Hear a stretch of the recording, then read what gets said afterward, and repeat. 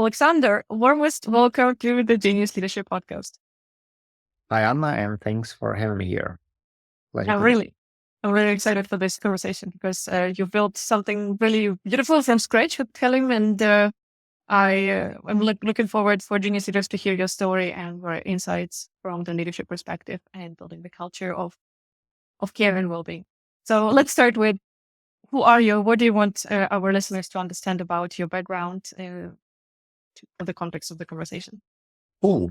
Thanks. Thanks for the introduction and for the first question. My name is Alexander, or shortened Olex. I'm actually a CEO of a company called Tallium, as well as a board member of another startup developed by our company called iDealer. I'm based in Amsterdam. I'm from Ukraine, and I moved here just I think half a year ago. Before that, I was living in Dublin, in Ireland, for a couple of years as well. So currently I'm managing a team of 100 people remotely, which is kind of a challenge, I would say. And I guess we'll talk a bit about this today. What else I can tell about myself? I love my work. I love everything related to tech, to product development. I love an active lifestyle. Recently I climbed Matterhorn just like a few weeks ago, which was the biggest challenge in my life. So yeah, I think that's a short story of my background. It's so interesting that you say that, okay, climbing a mountain has been the biggest challenge, given that you are a founder, which is never an easy journey. Yeah. And also that you are Ukrainian and are now leading a company or a team that is placed in four different five different cities, right? Actually, yeah, we do have like two main R&D centers where the whole people are based, but then we have like a couple of sales offices where just a few people are based. So, Okay. So it's a distributed team. In front of the TV is sitting in Ukraine where the war is still ongoing. And with despite all those challenges, you still say that Matterhorn was the toughest part. yeah, maybe I should correct myself. The biggest physical challenge. Let's say, Okay. yeah. Okay. Got Or it. there were some other challenges before. And even if you compare the challenges in Matterhorn's still in top 5 probably. But yeah, definitely not the most challenging part for sure. And what brought you to Tallium or creating it back in 2012? How did you start it? What was the idea? Were you alone starting it, or did you have co-founders? It's a good question. It happened way back in time, actually. I think it was 2011 or 2012. And I was working for my current partner as a product manager for quite a while on one of his digital products. I was based in Ukraine and I was managing like a small team for him.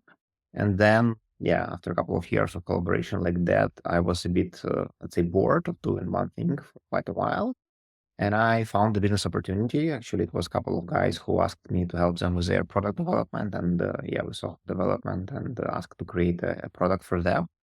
And I was thinking, like it could be a good idea for a business. And I offered this to my ex-boss, let's say like this, and current partner, Sergey, to start a new venture. With his first client. And that's how we initially started. And then over the years, we grown the business from, let's say, 2 or 3 or 5 people, 100 people. It happened naturally. So we haven't asked for any investments. It was just fully bootstrap. And that's the story. But when it comes to my motivation or why I decided to start it, I was always keen to have my own business. Actually, I was always, let's say, I had always like entrepreneurial mindset and was keen to work for myself. I never was, let's say, happy about working for a boss, let's say like this. That was one of the main drivers. And then, I decided why not to try. And I loved what I was doing way back in time when it comes to product development. And I decided, why shouldn't I help other people to make their product better or just to create them from scratch? And that's how we started. Now it's a completely different story after 10 years of growth, but still passionate about what I'm doing. So what was drawing you towards the entrepreneurial journey? Why didn't you want to work for the others? I don't know. Actually, to be honest, sometimes I woke up with let's say, with an idea in my mind that it could be so good that someone can tell me what should I do and what, describing my task list and my clear responsibilities, and that's it. on the other hand, I was always like a big fan of freedom, of being able to manage my time myself, of being able to motivate other people, being able yet to achieve something myself, to prove something for myself. Uh, yeah, create a successful venture also in Ukraine and being able to contribute to the economy, to the country development, to the people development. So that was like a big mission for me, I would say. So it wasn't about like not being, yeah, not being happy about working for someone. It was more about like, yeah, being happy to create something on my own and being able to manage my own life in a way that I want to do it. So now, with all the over a decade of experience of an entrepreneur, what does founder freedom mean to you, Alexander?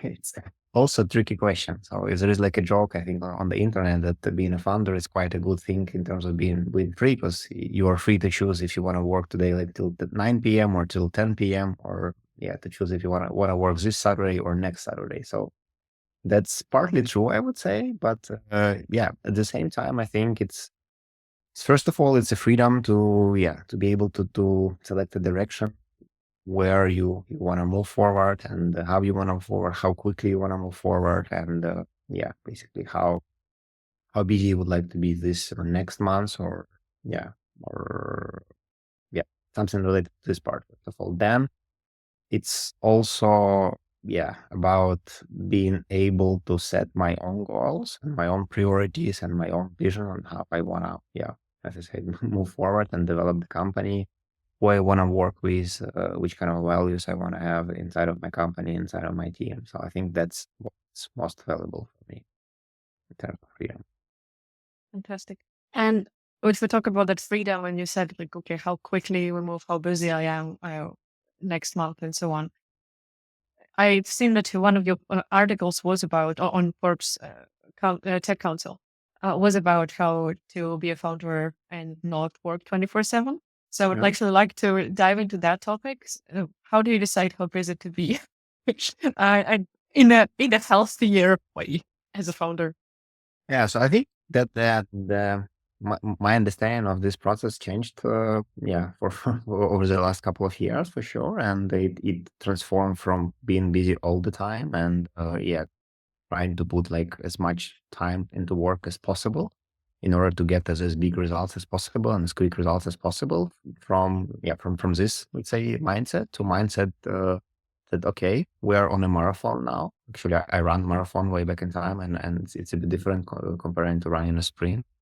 And I decided to apply similar principle in business as well. So basically decided we are on a marathon, and you won't be able to run marathon if you will be running in a sprint time for quite a long time. So sprints are good like for a short distance, but never good for a long distance. And I decided to apply simple principle in business actually. And I decided to limit the work, the amount of work that I can fit into my schedule. By let's say normal 40 hours. Sometimes it could be even less. Sometimes it could be like 30 hours, 35 hours. Sometimes it could be 50 hours. But still, there should be a limit, right? And otherwise, I felt myself like burned out, and I hadn't, almost had no motivation to do something. I was like completely tired. I mean, when I was working more than like 50 hours per week, whatever. And in the end, I realized that, it's not going to work, and you can work less, but be more productive, and you need somehow to manage it, right? And I started to say no to some clients, to some projects, to some opportunities, to some tasks. I started to delegate more. I started to trust more to my team, to my clients, and that's how I transformed my mindset actually. And now, I try to, as I said, to limit the amount of working hours. Sometimes I count like as a working hour, even like a walk in a park, but when I'm still thinking about some work questions. And I also felt and realized that this is even more productive than doing the same things at your desk. So this is also counted. And once again, sometimes when I feel not good, I can give myself like a time to rest and ask someone from my team to help me.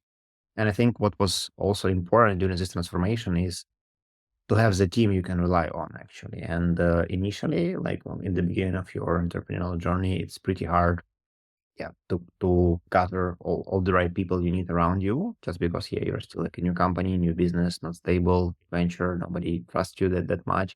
But over the years, you're finding your people and you start surrounding yourself by these people, and then you can rely more on the team. And that's, I think, one of the main factors why I was able and I'm able to sometimes to sit back and relax and just ask someone to help me with a specific task. And it's Mhm. stable, very stable. Because on the other hand, you still have all the responsibilities. You have to pay your people salary. You have to to deliver to your clients, and in the end, you are as a founder the main responsible person, and the whole responsibility and financial responsibility is still on you. And only this fact drains energy from you quite significantly, I would say. There are so many good nuggets here that I want to unpack, Alexander, because you mentioned tactical strategies, you mentioned the mindset shift, and I want to really work through them. So what I hear is that your realization came from some kind of pain. You felt burned out. You lost the motivation and the energy to work with something that you actually used to love working, and that got you into the reflective state of, okay, what should be changed right now? Is that correct? Yeah, that's completely correct. And like, to be honest, sometimes still it happens. So sometimes just because it's a long journey, right? And I mean, doing the same thing for over 10 years, it's quite challenging sometimes. And sometimes I still have this problem without, let's say problem with motivation. And then I need to reconsider and think about it once again and find a way how to improve it. But way back in time, that was one of the main reasons why I should reconsider my approach. And you said that one of the transitions you made is say no to more clients, more projects, and so on. And I absolutely love that you mentioned that, because that's something that I teach my clients a lot. I have an episode, 50 Shades of No. This is something I teach in the corporate trainings, that no can look differently and it's okay, and so on. So I want to get your experience of how was that, both on your mindset, how did you allow yourself to say no more? Because as you said, you have the financial pressures, the founder, uh, to keep the salaries coming on time and so on and so forth. So how did you work with the mindset of it's okay to say no? It's actually the good thing for the business and for me. And then I want to go into practical. How did those no look like? Mhm. Well, let's be honest as well. I'm still working on this saying no practice because sometimes you still, you evaluate the amount of effort you need to put and the actual result you can get. And then on the other hand, the time that you have for this opportunity. And sometimes you still, make a decision, maybe not that perfect for your mental health, but still perfect for a business. So it's a journey, I would say. And probably, I mean, I won't be able to say that I'm perfect in saying no for quite a long time still. Uh, but I'm let's say improving myself. And what changed and how actually I changed this mindset? It's it's basically the same what we just discussed with you. That I realize that I don't have time for all the opportunities, right? And when it comes to your own business and being an entrepreneur, there are always way more work and opportunities and projects that you can fit into your life, right? And into your, just free time or work time, whatever. And there will be always more work. And and also like I heard and remember the phrase that work will fill out all the times that you will dedicate to work, right? And that was like, let's say, couple of ideas, right? That shifted my mindset, I would say. And also somehow I had a period when my health went a bit down also because of the stress, because I stopped to do like a lot of sport like I was doing before. And it was also like one of the factors that affected my decision. I said, okay, you need to calm down, you need to change the attitude. And in the end, I mean, like it didn't affect the company revenue, I would say. It didn't affect like almost anything, right? It just affected my mental health and also the quality of the delivered work, right? Because when you have like less things to focus on, the outcome will be way better comparing to the outcome, if you work like on a 10 projects at the same time and just not paying enough attention to every of these products. I so appreciate that you first of all mentioned that it is a journey. It's never one, like, done done for once. Because that's what a lot of people need to hear, I think, Alexander, that I see a lot of leaders who think they've mastered a skill, and then they have this tougher time when they make a bit of a less aligned decision, for example, and then they start beating themselves up. I know I should know better than this, or um, starting to put some labels on themselves of I'm hopeless and things like that. So it's really important to remind leaders that it is a journey. You always will have some dips and it's fine. As long as you don't go as deep in those dips or for as long, that means improvement. So that's how life is. That's how being human is. Yeah, can agree And with it. and I really appreciate that you also said that, okay, the change didn't really affect the revenue negatively or the quality of deliverables, and actually it just improved those things. Because this is something that a lot of leaders are afraid, or why it's a reason why a lot of leaders are afraid of taking that step towards drawing boundaries clearer, paying attention to their health more, and so on. Because they feel like, oh yeah, but I have these salaries to pay, or I need to keep growing X% every year, just because that's how the goals are set. And they think by saying no, they'll actually make those things worse. And what you're saying is that really that improved the quality and kept the financials in check at a healthy level for the company as well. Just because you managed to be more focused, you managed to do the right take the right priorities because you were fitter mentally, physically, you had more energy, more motivation. I really think that's a very important part of the story to hear from the genius Yeah, leaders. yeah. I mean, at least it's honest, I would say. And also, I mean, it's a good thing that you mentioned that it's a journey, right? When it comes to entrepreneurship, right? And when you have a deep, actually, what usually helps me to stay alive and to stay motivated is to check not the last couple of weeks or months of work, but check the last couple of years or even more than that, and see the path that you made over these years, and compare yourself today with yourself like 5 years ago. And then there is like a huge difference, right? And that would keep me motivated and help me to stand up and move forward, even at lowest days. Such an important point. I really appreciate that you mentioned it as well, Alexander. I heard someone, now I don't remember who, but um, someone's saying like, okay, if I am a stock on the market, then if I look back those 20, 30, 40 years of my experience, I've done pretty well. So that's this analogy of when you're investing your money, there are on the market, it's naturally, there are dips and valleys, and then the peaks up. And it's important to sit on your hands when things starting going south, because you know that, okay, long term is that the curve is still going up and your investment is growing long term. And that's the same with our development, right? And our situation in life. So it's a very easy shift, or not easy, but very practical suggestion that you provided here Mhm. to really look at a different time scale. Look at yourself 1 year back, 5 years back, instead of those last 2 weeks that have been tough and you were not in balance. It can help us a lot Yeah, to stay the right course. for sure.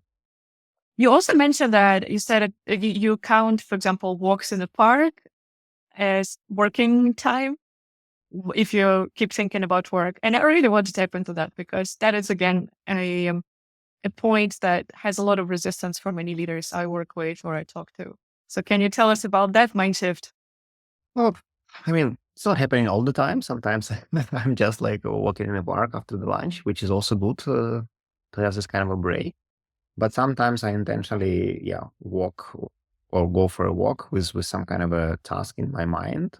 And For me, it works really well, just because being able to change the environment where when you are sitting, it could be like your home office, your co-working office, whatever, to something different usually helps you to look on the problem from different perspective, and it helps you to find like a better solution. And there are also many studies, and probably you've seen like so many graphs on LinkedIn that your mind activity in the office or on the sofa, and then like on the walk. And it was one of the factors which pushed me to try at least. And I should say that it's really working. It's not applicable for all the tasks, of course. If you have like a busy meeting with clients and you have to be like at your desk, it's not going to work if you will be walking in a park. But once again, some tasks are a good fit for this, and it's definitely working. And then also it's very healthy for your health, for your spinal cord, actually. So yeah, totally recommend it. Yeah, I appreciate that. And of course, it's not a one size fits all, right? So as you say, there are tasks that need to be done in front of the computer, at the screen, at the desk, and so on. But these kind of higher thinking, problem solving, the best solutions usually come not from the desk or not from the meeting room, but actually from those times when you detach yourself, when you change the environment, when you start moving your body, especially if nature is around you, then it really can help you see the bigger picture or go deeper and things like that. I notice it from my client sessions. We do walk and talk sessions if it's possible. And it's completely different dynamic of the conversation because we're moving forward physically. So it creates this of same mindset of moving forward, finding the solution, getting through the problem and so on and so forth. And there are so many benefits to that, as you say. Yeah. I really missed the times when we were working in the office mainly, and I used to walk for a lunch with some of of my team members. From time to time, I usually like invited someone to lunch, and then we had a walk, and it was always a perfect conversation. So you were able to talk a lot about work and non-work stuff, and also create some kind of a different relationship between you. And I loved it as well. Sure, I miss that times. Which is a good transition to what I also want to discuss with you is about the building the team. So for the context of the conversation, you mentioned that you have two main R&D offices and then several smaller offices around the world. And you work in hybrid. You still try to have some kind of in-person collaboration when possible or in-person team building activities and so on. So can you tell us about that? How do you build the culture? How do you nurture connection between the people so that it's easier for them to collaborate in an effective way? Mm. Thanks for the question. It's actually a big challenge, I would say. Maybe not for everyone, but for me at least, just because I was such a big fan of office work. Even during COVID times, I was always working from our Kyiv office. It was like next to my home, and it was quite quick for me to get to the office. And for me, it was kind of a really perfect environment where I was able to focus on my work and task like for 100%. And then, basically, then COVID happened, then the war happened, and I was, let's say, lucky or unlucky to be outside of Ukraine when the war started. And therefore, I decided that it will be way more, let's say, better for business and for business development to stay outside once the war happened. And one of the third things that I did was to visit all our clients and customers and shake hands and let them know that okay, we're here, we're safe, company is still working, everything is fine. And this is still one of my main tasks to ensure every client that okay, even despite the fact that team is in Ukraine, sometimes it's not very safe for them, but still we are able to deliver. I'm here. If something happens, I still have responsibility, for you, and I'm here, and everything is fine. So that's the background story. So that's why I'm now cut off from our main office in Ukraine, actually, and that's a challenge, as I say, right? I'm not able to meet people, to work with them, to discuss work topics, non-work topics, to spend time like on our after works with them on a daily or weekly basis, wherever. And that was the factor or the activities that I loved, and on the other hand, the activity which brought a lot of motivation to me. I was always, let's say, energized from the people around me. I mean, it's not even about the conversation. I was still able to, like even to sit on my desk and check how people are working in the office and how they're happy, how they collaboration with each other. And I feel that this is something I have built, and these people are happy about that, and they really do some quality work, and the clients are happy about it. And it was always like such a big source of motivation and energy. And then imagine one day you're completely cut off from it. And uh, yeah, it was like, let's say, a driver for transformation inside of me. So, okay, now you have to find like, let's say, another source of motivation. And at the same time, you have to change your leadership culture from being in the team all the time, because I was usually participating in all the activities. Like stand up, no, not stand ups, but like all hands meetings. And I was doing like it all in person. And now you have to change it, right? And for the last couple of years, we are, let's say, in transition from changing this culture from office only or office first to remote first. Now people are working also mainly remotely just because it's way safer for them in terms of their security to work from home, where they have like shelters, they have like stable internet connection. We also have it in the office, but still for them it's easier and safer to work from home. So mainly the team is now fully remote, and I changed my approach. So we're trying to do similar things, like being in the team, but trying to do it remotely. It's harder, but still, for example, with all hands, right? So we transformed the all hands from in-person all hand meetings to digital all hands. So we try to encourage people to participate more actively in some polls. We're changing camera views. We're trying to make it like an online show for them. Actually, sometimes, for example, we had like a company birthday party like a year ago. It was like an anniversary, and we transformed all hands from just a normal one to, say, party style all hands. And also we connected like a donation marathon to this all hand activity. We invited some third party guests, like, oh my gosh, what's the name of the guy? But it's one of the biggest stand-up comedy guys in Ukraine, Anto. Anyway, it's the stand-up comedy guy who interrupted my speech with his speech, and actually, made like also helped us to finalize the donation. Then we're trying to use, let's say, more tools which are specifically created for remote work, right? Because otherwise it will be a bit of a house, and we are in a good position here just because we adopted all these tools and technology for this during the COVID time. And when the war started, we actually just proceeded with what we did before, and it worked really well. So we're trying to handle all the communications in a useful format, so people are able to jump on a call quite quickly. We have like policies where you have to answer people on a question quite quickly. I'm also trying to be an active member of some conversations and also some online activities to proceed with my leadership. Then when it comes to communication, we also started to do more, let's say, internal communication with people, like monthly emails from CEO. We started to do more all hands meetings also to share all this information, to make all the team united around this information.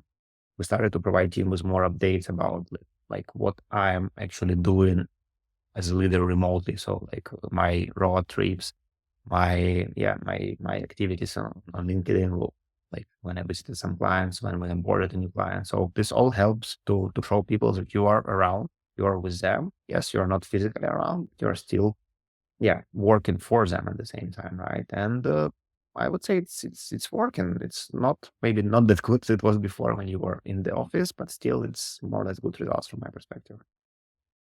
Thanks for sharing that and being so honest about the pros and cons and the journey of it, Alexander. So on the leadership side of it, you said that you had to adjust some things. What I hear is more visibility, more communication that kind of has to be now strategic and intentional, instead of what used to happen just naturally because you're in the same space. People oversee it, people see what you do, people see which customers you meet, and so etc. So now you just need to be aware, okay, people don't naturally see you throughout the day, so you need to bring that to the light. Anything else that you had to adjust from how you communicate as a leader, or how you do one-to-ones, or anything? I think we also changed a couple of things when it comes to our hiring process and recruitment process and HR process. So we realized that in this remote culture, the soft skills are quite important. So we decided, to change a bit our approach from, actually in our focus from focusing only on hard skills or mainly on hard skills to focusing on both, actually. And we started to look for, let's say, more independent and responsible people, also like self-motivated and results-oriented people who can deliver themselves without being constantly managed or stuff like that. And also we started to look more for the people who also can be socially active online, right? And we started to enforce this kind of communication. So we created a couple of threads on our working chat related like to online games, to movies, to reading clubs. So now we have like a weekly or monthly meetings for reading clubs, so people are reading a book and then sharing the insights about this book. And I also participate sometimes in these activities. For example, sometimes we have like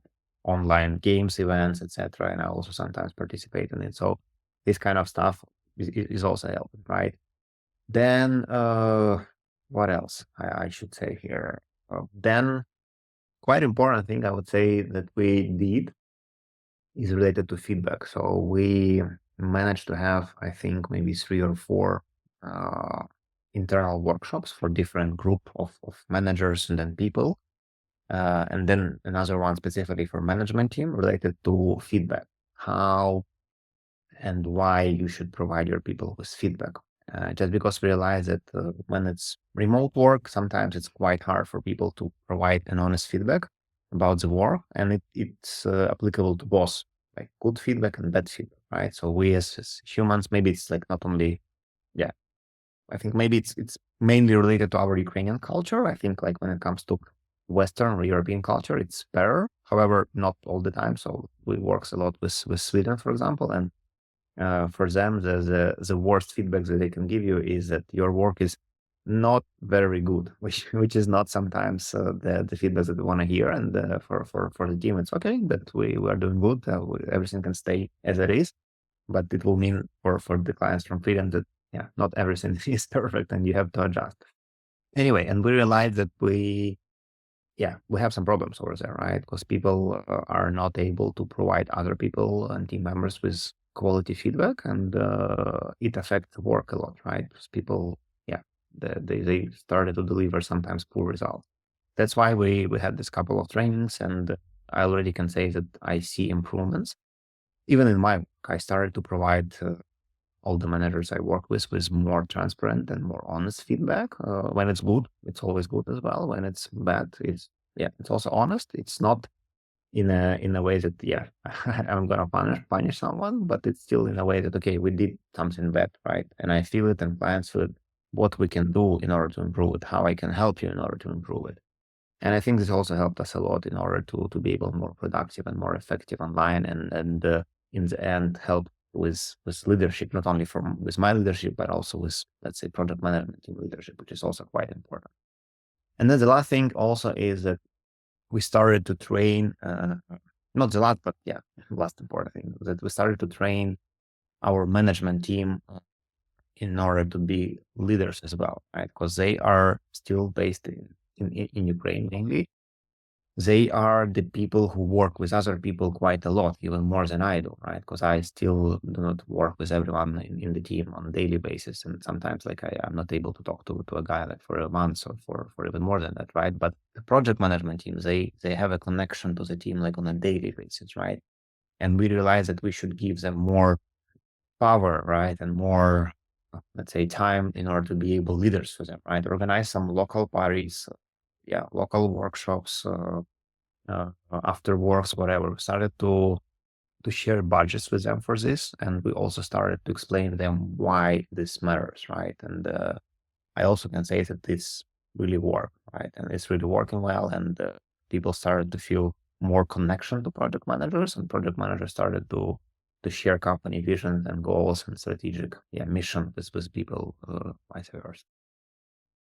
This is such an important part and insight, and kudos to you for actually taking action from that insight that managers, whether it is project managers or line managers, do need to get the free hands time-wise and resource-wise to actually pay attention to the team, because statistics shows actually that most people leave their companies, they actually leave their managers. That's true.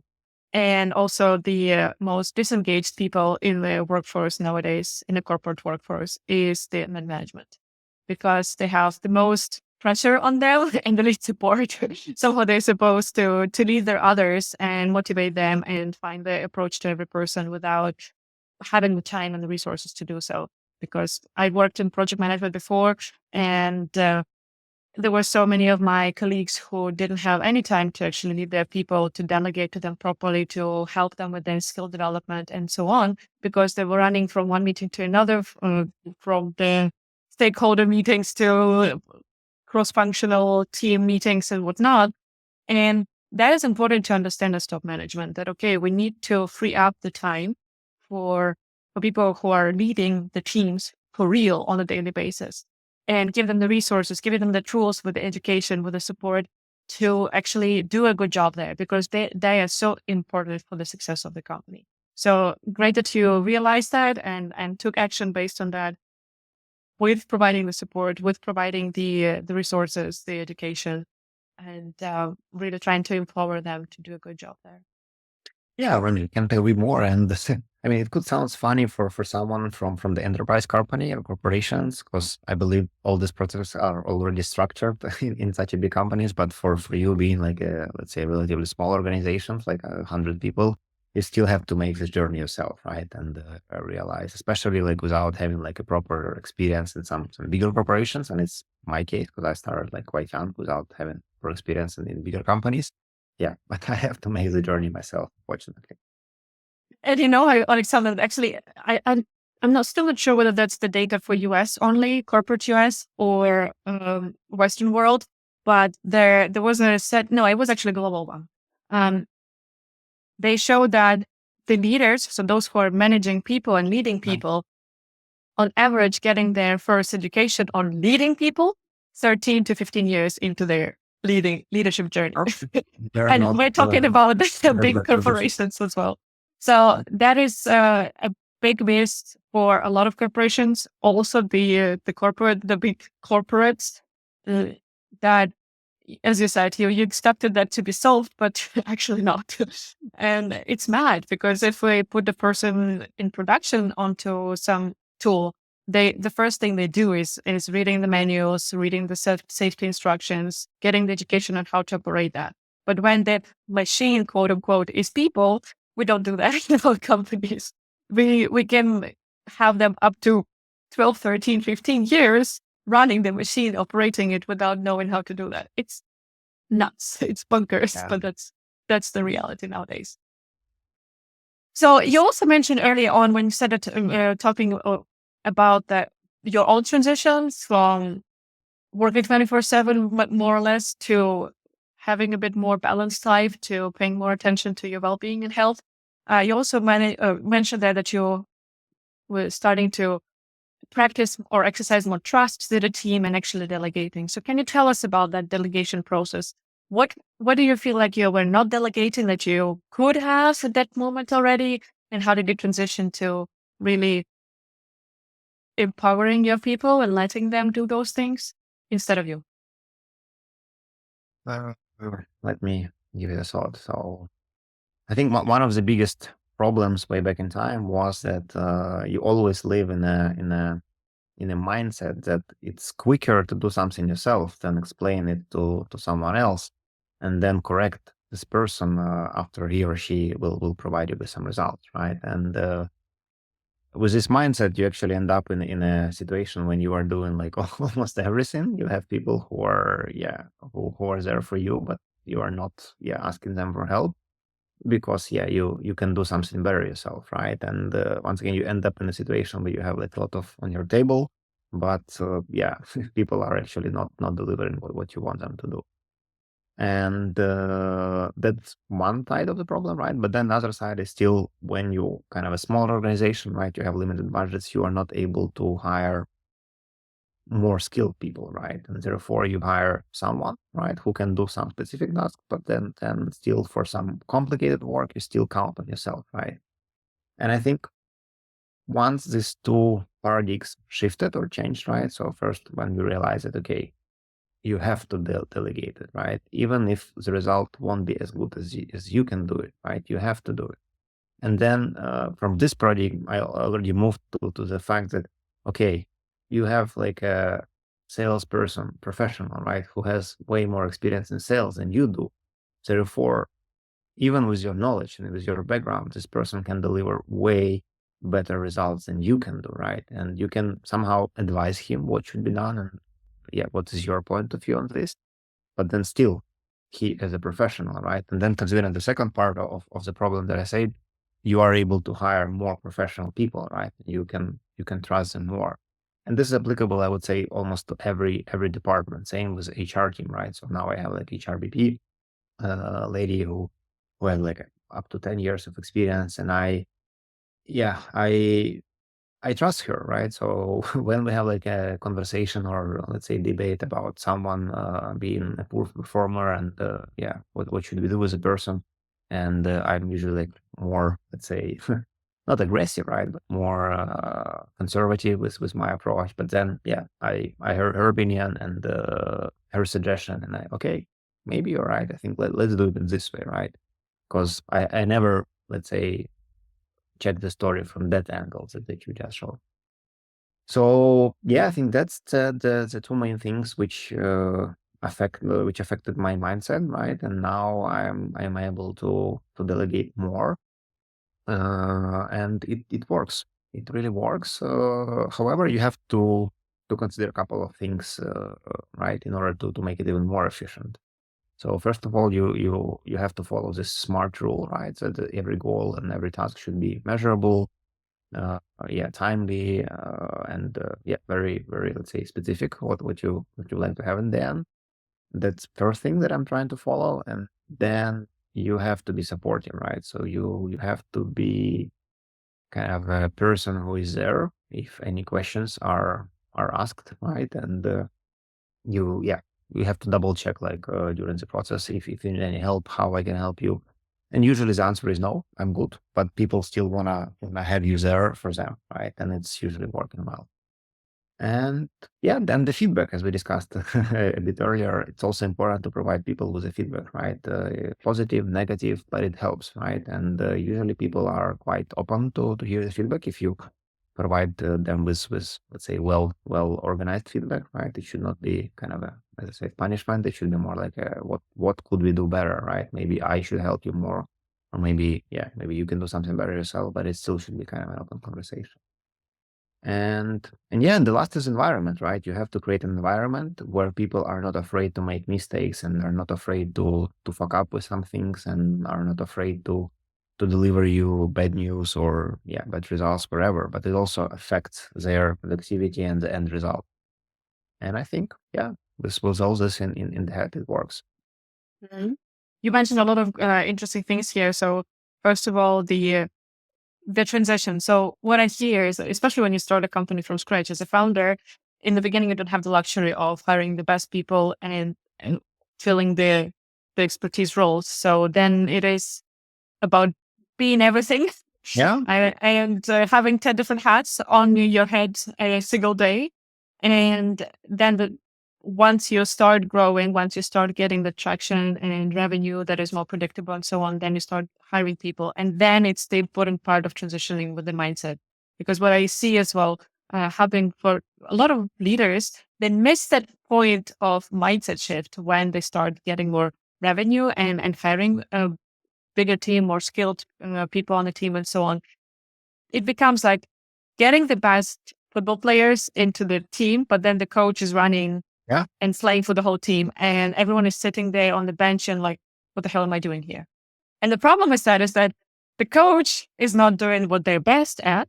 They're burning out, but also the best players are just rotting away on the bench, and then they leave because they're like, I want to use my skills. I have my ambitions. I want to keep developing. I want to run on the field. I don't want to sit here and watch my coach doing mad stuff. So that's what is happening to a lot of leaders. And it's, that is this the important shift to make in the mindset, as you said, to understand like, okay, now I'm having the best salesperson who is much better at that than I am. I need to let go. And what I hear from my clients, when I force them to go through that process, they're saying it's liberating to let go of control. Because finally, I have the clarity, I have the time in my schedule to actually think strategically, work on the business, not in the business, and so on. But this moment of letting go is so Yeah. scary. So how did you manage that scary moment? What helped you let go of control there?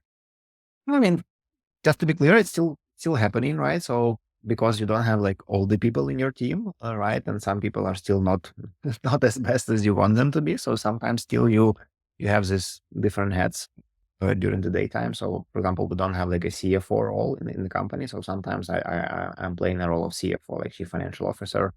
Yeah, I'm doing some kind of reports and financial plannings and doing some tasks over there. Just because we don't have like a person who can do this work at all. So it still happens, but less. That's for sure. And then where we do have some responsible people, then of course I'm letting go, right? How do I do it? That's also a good question. I don't know. I mean, it's just probably kind of an evolution, right? And I don't think it will be possible for someone to start doing it like from the start, from the scratch. It's a journey, right? And it's an evolutional process, and it's really hard for you to listen to someone and start doing it right from the start. Even if you read many books about it, and I had a chance to go through a couple of them about the management, delegation, whatever. Still, you always think that, okay, my business is different, and this person is definitely different, right? And I still have to check this and this and this, and otherwise it's not gonna work. And then, yeah, one day when you miss to check something, or when you see some kind of a proactivity from a person, or which is even better, you see some really good results, which are, yeah, in line with you expected, or even better with what you expected. You start to realize that, okay, I mean, probably you have to put more trust into this person, and you have to, yeah, to give the control. And that's how you do the transition, I think. And but then in the end, from my perspective, it's still all about the people, right? It's not possible to do it with a person who is not the responsible person, the result oriented person, right? The person who has the motivation, right, and who has the responsibility to deliver things, right? And only if you made the right hire, and it's not specifically like a very expensive hire, right? It's not all the time like that, but it's still about the person. Then you can do it a little quicker and easier. I mean, the delegation part. Mm. Yeah, I appreciate you mentioned that. What I have from my experience, I had, for example, one client where it was more about the restructuring business so that he would free up his hands. And he was actually on my podcast, that's why I can share it here. Alexander Richter. What we did then is that I actually did interview every team member Mhm. separately, and it was confidential. So I said, okay, I'm not going to talk to Alex about specific findings here. If so, I really made it like we made it clear that it should be feel comfortable sharing whatever they had. And we discussed like what they like in the business, what they feel is working, what is not, what do they like doing, what they don't like doing, how they want to grow. And then I'd really try to match it with the needs of their business Mhm. and made some suggestions to Alex. And we changed some roles, we redefined some responsibilities of some team members and so on and so forth to really map out that development journey for them. And then I really forced Alex to let go of control with those things. And it worked perfectly well. So people really started shining much better than what they were able to do before. And in your case, you have the human resource business partner. So that could be a person who could take that work really. And I'm not saying that you're not doing it, but I'm just saying maybe as an example for the genius leaders listening. If you have someone in the HR role or people partner and so on, they can try to really map out, okay, what the business needs, what are the opportunities that each person on the team provides for us, and how can we connect those dots to make them either freer and working on the higher level strategy planning and so on. Mhm. Yeah, that's a good advice, actually. I'll write it down and talk to my HR about it. We'll see what we can do here. Thanks. Homework for you. I wanted to also ask you about the fires. So you mentioned, for example, when you went into hybrid on full scale, so to say, you had to change the hiring and onboarding process. What you're focusing on were the soft skills. But then I want to roll back even earlier. In the beginning, you're hiring based on your limited budget, and you probably need more like generalists. And then once you grow, you have a bit more budget to go into more specialized roles and hire a bigger team. So what is your reflection there? What have you done right with that hiring process and different phases of Tallium development, and what you think you could have done better there?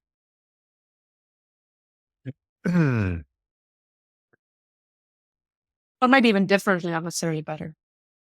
Well, I mean, of course, there are way, way more things we can do better even now. Sure. And our staffing approach changed, yeah, over the years as well. I would say that the company matured and improved in terms of operation, and same was happening with our hiring process and HR department, right? So I'm still trying to talk to every person that we are hiring. So I still have like my final check, which is still possible on this scale, but I already feel that like moving forward, maybe to the next extra 10 or 20 people, I won't be able to do it myself because it's still a lot of things on my table that I have to focus on. Therefore, I need to make sure that the people who are responsible for the process, they share my values, and they know what is important for me and what is important for us as a company, and what are our core values in terms of corporate culture and things like this. And I think you're right. Way back in time, we were mainly focused on the hard skills, right, and on ability of person to deliver the actual work that the person should deliver.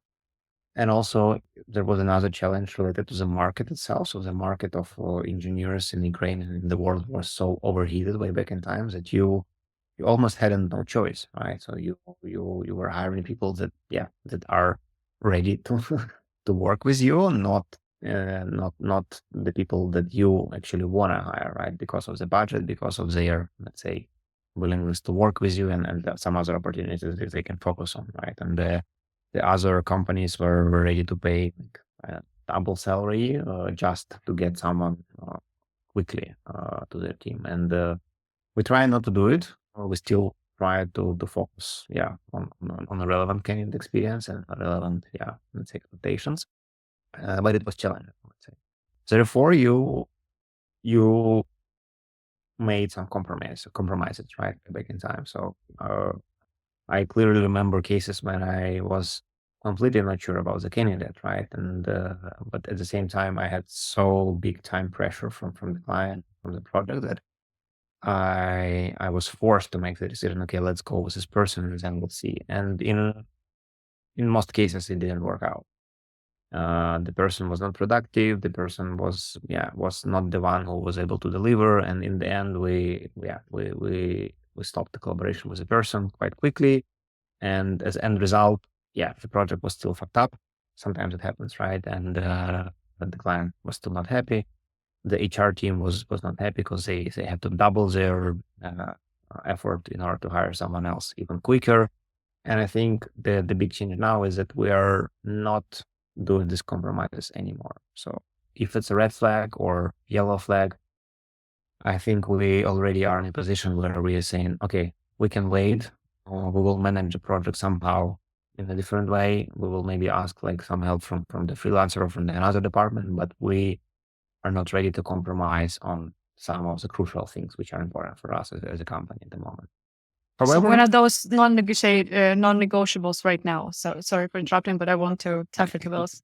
It's interesting. a good question, but I think it's, first of all, it's when person is not completely honest with you and not completely transparent with you. I think for us and for me, it's a red flag, right? So I can live with many many bad things in a person, or many bad cases that the person had in the past, as long as the person is transparent about it, right? So it's for us, it's now it's a hygiene level, right? So if there is no trust in the person, or you can confirm that the person was lying to you on the interview, then it's definitely a red flag.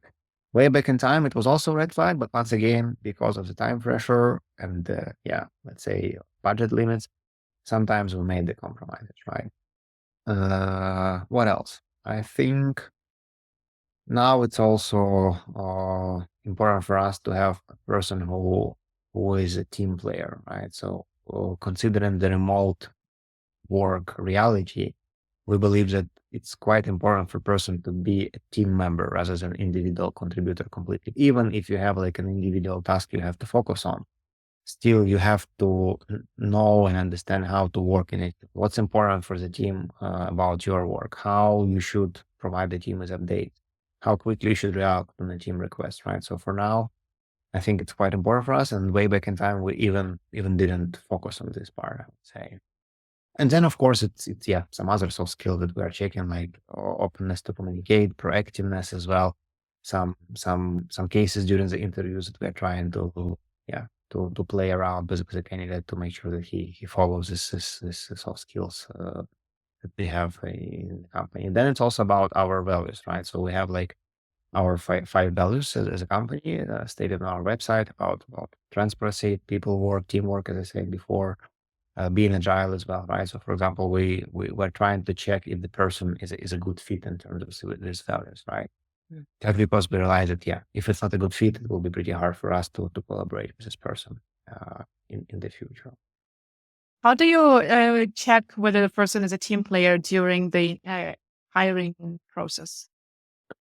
Mainly not my responsibility, to be Okay. honest. Actually, I have to usually HR team to double check it. But I think the main, yeah, I mean, the question is, are you a team player or no? Of course, it's not working well, right? So you have to create some kind of a situation or case situation, right? Where we're trying to double check how you work like in this specific case, right? So what will be your approach in this specific situation where we expect some kind of a specific answer, right? So I'll talk to a client, I'll talk to my manager, right? I'll talk to a team, etc., etc. And then of course it's not about the hire, right? It's also about the onboarding period, right? So still, even with all being said, we are making compromises, right? Because I mean, looking for an ideal candidate may take like another year or two, and you still have time pressure. So what we realized is that you still have to make the compromise, right? But there are still some things that you are not, let's say, flexible with, and some things that you are flexible with. And then the goal of a manager, of a person, HR team, is to make person understand this things that where he or she is not a good fit, at least at this moment during the onboarding period, and try to teach or educate or somehow improve the skills. And that's also what we started to do more at the moment. So we are honest with ourselves about what's not okay with the person during the hire and how we can improve the things in order to make him a better fit for a team. I think that's also like a big change. I see. Thanks. Oleksandr, I actually want to start wrapping up with questions going back to you yourself. You said that, okay, now you're in Amsterdam, you're not as hands-on with people in the office, and that is where your motivation often comes from and your energy. So how are you nurturing yourself with those things? Or how do you feel your batteries keep your cup full all the time, given that you're not meeting your peers every day? Oh, I still try to meet people and work with people, but now probably I'm focusing mainly on some clients and partners and some team members who are working from our remote offices, like in Amsterdam or in Poland, in Russia, Stockholm as well. So I still try to put this kind of activity in my life, right? Then I'm trying to focus more on some other things which gives me motivation, such as our results. I'm trying to speak loudly about our results, what we achieved, what we are going to achieve, how we achieve this, and focus more like on the client work as well. And that's when it comes to people work, right? And then I also decided, okay, you can't focus on all 100 people that you have, right? But let's try to focus on at least, like, let's say 4 people that are your direct, um, not supervisor, but direct, Reporting right? to. Direct reporters things. And I try to bring them all together from time to time, right? And sometimes in the online format, sometimes in the offline format, but still, I try to talk more to these people in my team and basically get an energy from them. Let's say that's right. Then of course there are so many things which are not related to work, like sport, for example, right? Like hobby, my social life, my friend life. I'm still trying to put a lot of effort into building like a network of people over here in Amsterdam and then previously in Dublin. So I'm trying to go to different kind of activities like founders night, like webinars, workshops, just to meet new people over there and then being open to this kind of conversations and also push myself to do it more. And that's what also drives energy, I would say. So I think that's pretty much it in short. And you mentioned in the beginning about the mountain climbing for you Yeah. or hikes.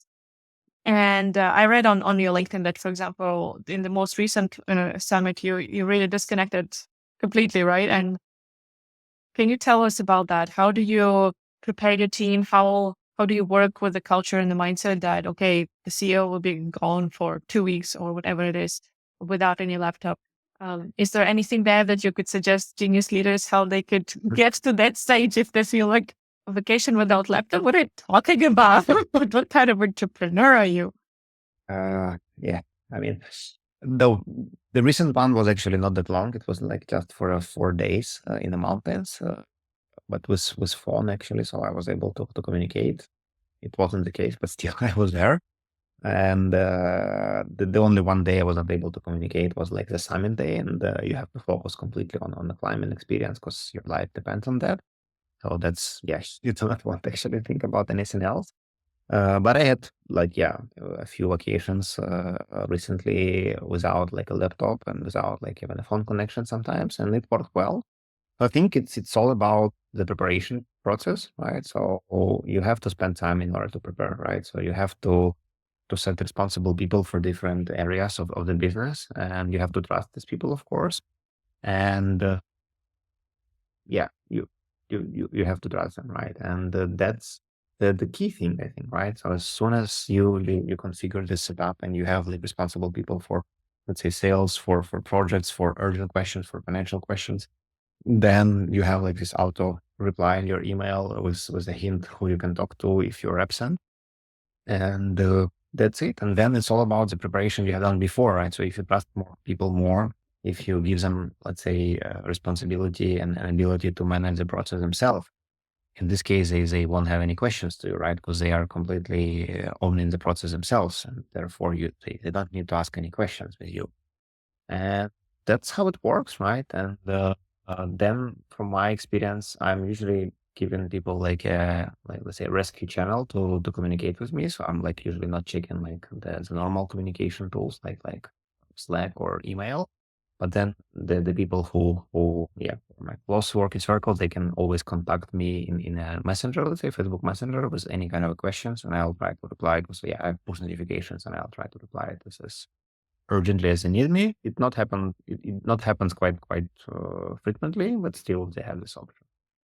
And yeah, that's it. But to be honest, it didn't happen once again right from the start, right? It was a journey as well. And I clearly remember my first long vacation for a couple of weeks in Nepal. I was climbing the Everest base camp way back in time. It happened like, I think maybe 6 or 7 years ago.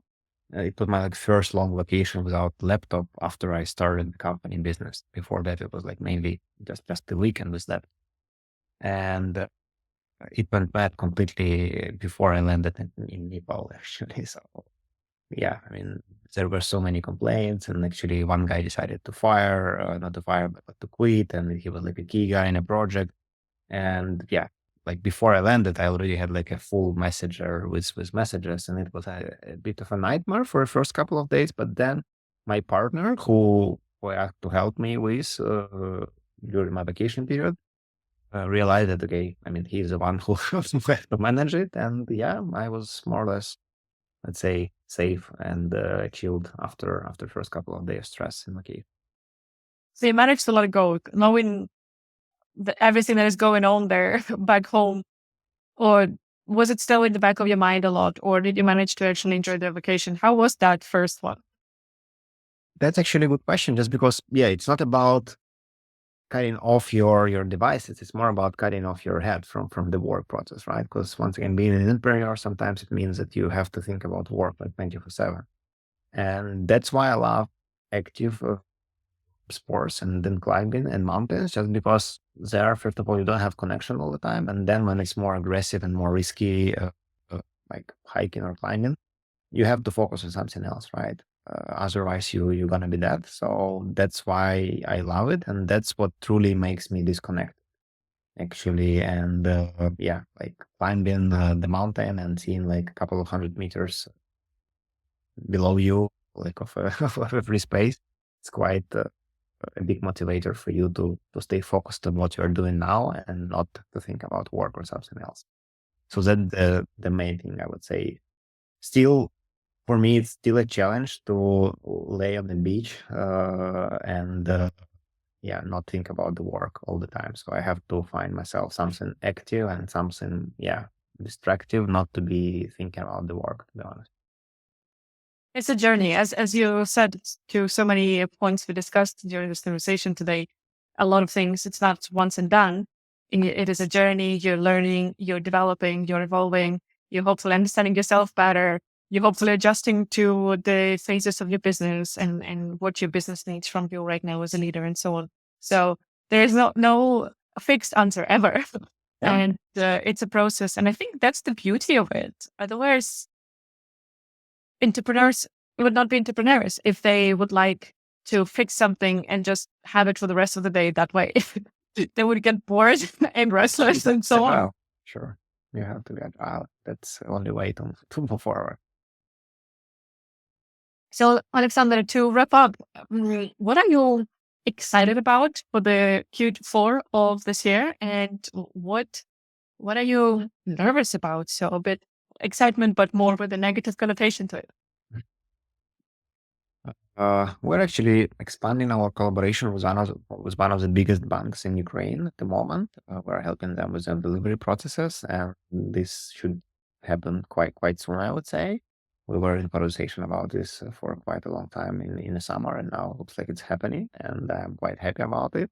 And also, we're currently talking a lot about some interesting projects with some other clients. So that's really drives me and motivates me. The responsibility and also the level of the clients that we're working with. So that's on the positive side. And then, of course, I'm also happy about the Web Summit event that we are planning to visit with the biggest team we had on the event ever. So we'll have like some people from our Kyiv office who are able to leave the country. We will have like all the partners that I have on board, like some guys from Sweden, some guys from Canada, and that's really exciting for me. I'll be able to talk to the team like for a week. We will be able to talk a lot about the strategy. We will be able to get all the insights from the events and have some drinks. So that's really a highlight of this autumn, I would say, for me.